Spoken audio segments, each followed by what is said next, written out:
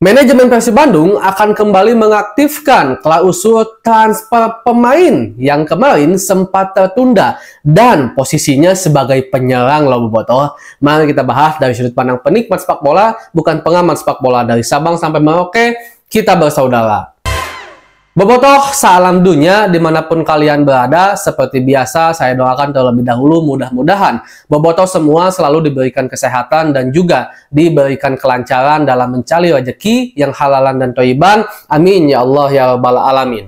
Kita update informasi terbaru tentang Persib Bandung dan sekarang soal bursa transfer. Karena mungkin hanya beberapa bulan lagi kita udah masuk ke putaran kedua. Dan di putaran kedua akan dibuka bursa transfer. Nah, Bobotoh sealam dunia, kita harus tahu kalau Coach Bojan Hodak udah mengungkapkan dia sudah mengevaluasi pemain katanya. Jadi ada pemain yang kemungkinan dipertahankan dan kemungkinan juga akan dilepas. Dan yang paling santer terdengar bahkan diucapkan langsung oleh Coach Bojan Hodak yaitu warning kepada Mailson 5. Kalau seandainya Mailson 5 tak kunjung memperlihatkan kualitas terbaiknya, maka bukan tidak mungkin Mailson 5 tidak akan diperpanjang di putaran kedua nanti dan akan digantikan.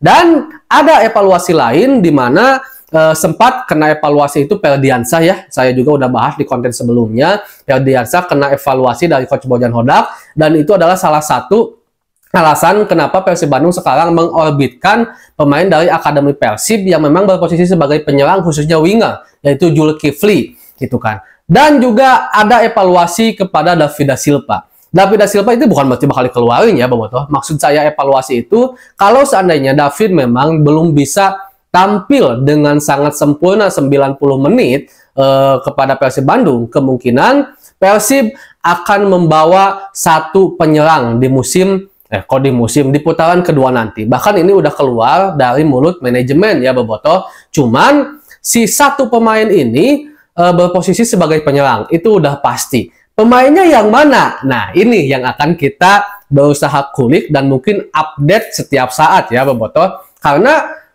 sebelum saya masuk ke soal manajemen, kita harus ingat dulu di musim kemarin, di awal-awal musim, Coach Bojan Hodak sebenarnya udah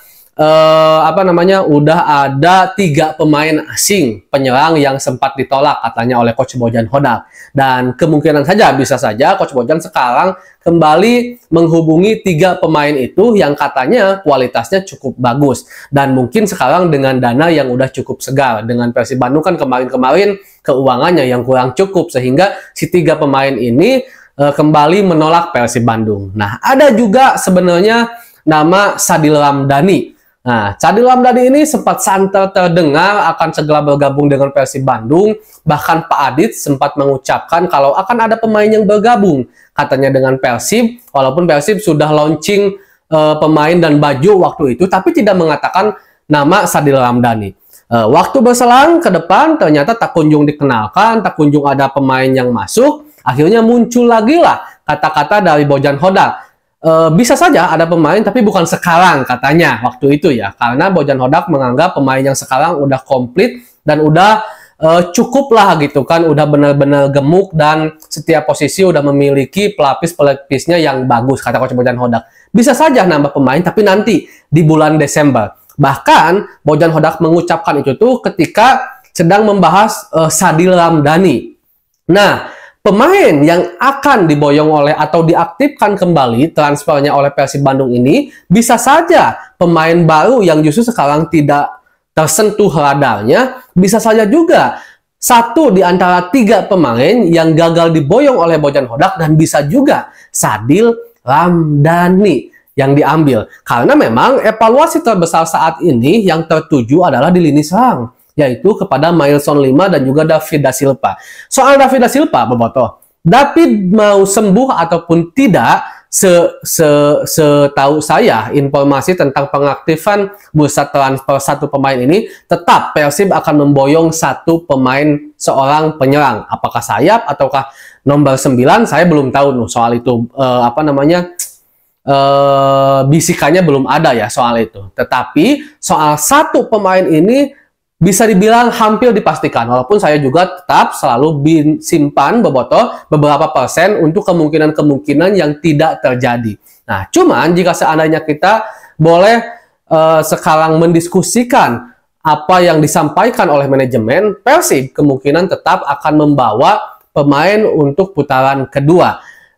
David sembuh atau tidak pun tetap akan ngambil pemain. Cuman yang pasti jadi sorotan adalah Mailson 5. Kemungkinan menurut saya, jika seandainya Mailson 5 tetap seperti ini, Bobotoh, Mailson 5 akan digantikan oleh pemain yang baru ini dan tetap menyimpan David da Silva sambil menunggu David pulih, sambil menunggu David kembali kepada performa terbaiknya, sambil menunggu David kembali memulihkan fisiknya, kualitasnya, timingnya, ritme bermainnya, mentalitasnya. Jadi ada tuh pemain yang nantinya bisa dalam tanda petik menyaingi David da Silva. Karena kalau menurut saya kurang setuju kalau saya pribadi kalau seandainya David da Silva digantikan. Karena David da Silva sekarang tuh bukan dalam keadaan performanya jelek, tapi dia dalam keadaan sakit yang seharusnya kita support terus. Walaupun tentu juga kalau seandainya David da Silva nanti sakitnya